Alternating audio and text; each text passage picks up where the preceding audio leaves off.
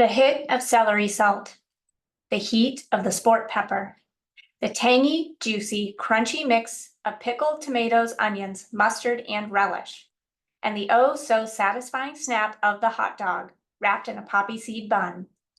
Ingredients that Chicagoans can recite by heart, but do you ever wonder how this humble meal came to be?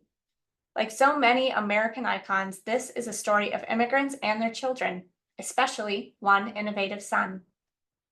Frankfurt, Germany, or Vienna, Austria, depending on whom you ask, hold the origins of the hot dog.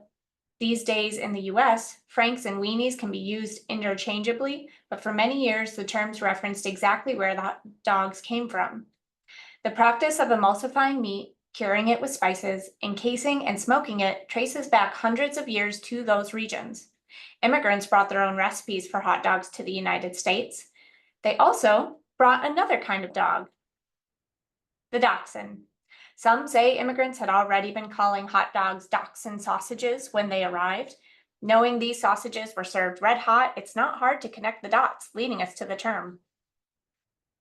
Food has always served as a means of entrepreneurship for immigrants, and that truth holds for those who decided to sell hot dogs, which were a hit everywhere they were sold.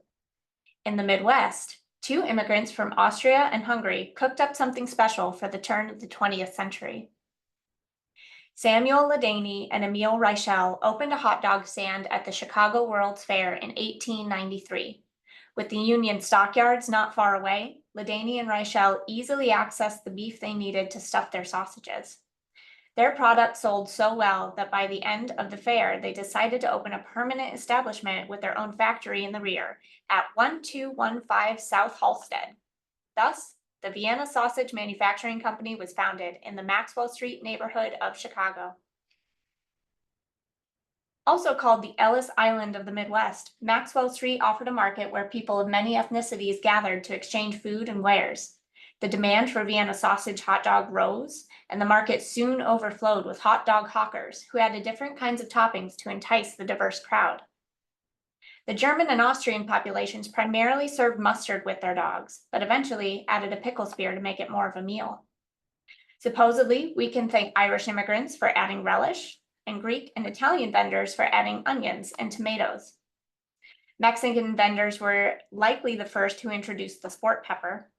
And finally, celery salt was all the rage in Chicago, with the celery capital of the nation in the Lakeview neighborhood. Eventually, these toppings combined to make the humble hot dog a filling midday meal.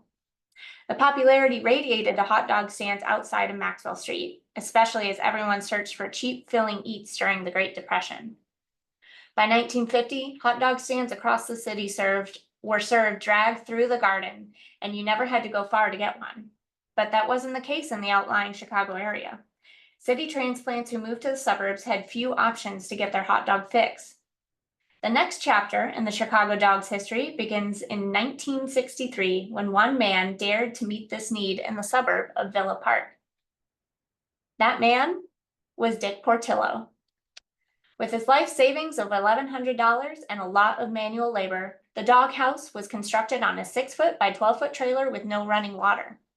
The demand for hot dogs was so strong that the minor setback of not knowing how to steam a bun didn't immediately put him out of business. He caught up by scouting out the practices of other successful stands. And of course, he sold Chicagoans' favorite dog, Vienna beef.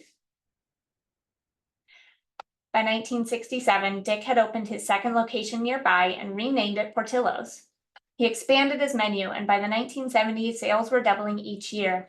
He continued opening new locations across Chicagoland, giving people what they wanted.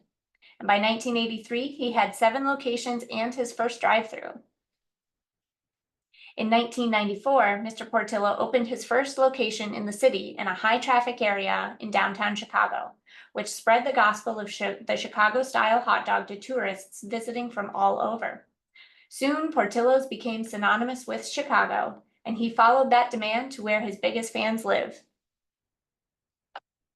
Today, Portillo's operates 70 locations across the nation, drives a beef bus selling their famous dogs, and ships to all 50 states, making unrivaled Chicago street food accessible to Americans all over. Californians today can get a hot dog dragged through the garden just like Dick first had on the northern border of Maxwell Street some 70 years ago. From Frankfurt and Vienna to Chicago, the hot dog has arrived and thrived, really thrived. Consider this the next time you stop at a Portillo's or Superdawg or Wiener Circle. Passengers eat more hot dogs daily at O'Hare Airport than LAX in Los Angeles and LaGuardia in New York combined. Thank you, Vienna Beef, Maxwell Street, and Dick Portillo. You have made Chicago the hot dog champion of the United States.